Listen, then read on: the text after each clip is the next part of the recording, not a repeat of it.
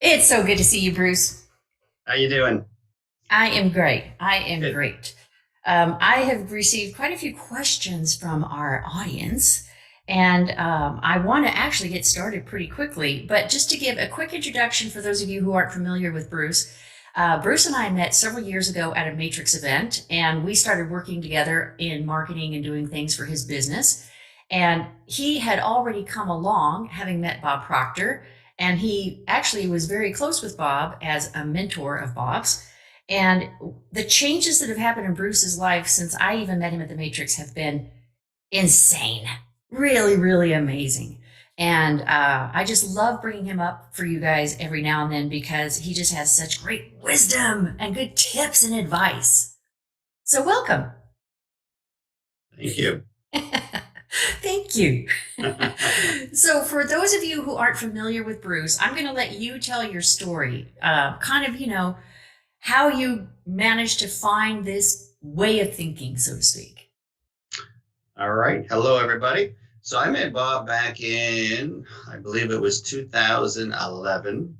And I was at a really tough time in my life. There was the financial meltdown back in, I guess, what, 2009, 10. So I kind of got affected by that. And I had some tragedy in the family with my brother and nephew dying in a car accident. My dog died. I was losing my money. So I was not in a good spot. So it was the perfect time to meet Bob Proctor.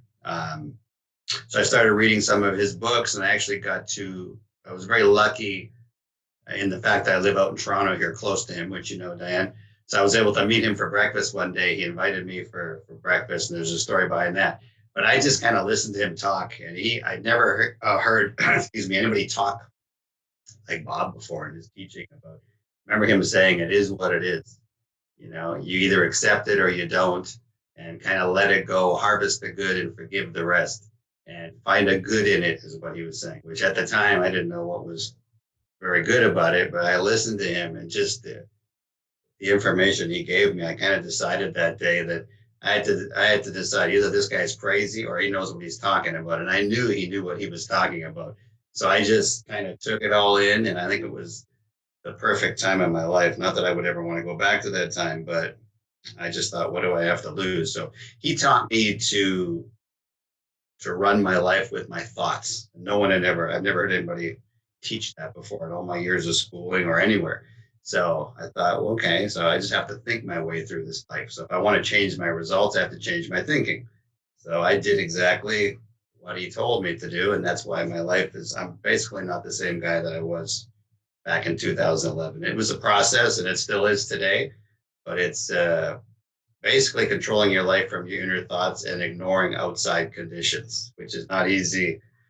Look at today's world with wars and COVID and everything else. If you're going to turn on the news and listen to basically everybody that you talk to when you walk outside your house or that text you, it's about all that stuff. So you basically have to almost live on an island, so to speak. Still to this day, I'll spend half hour, 45 minutes. My favorite time of the day is the morning. Nobody's up. Nobody's bothering me. It's just me. Um, and I just kind of get into my own head and I finish my night that way. And I try not to internalize all these outside conditions because there's so many things going on these days. If you internalize it, take it in, you're basically toast.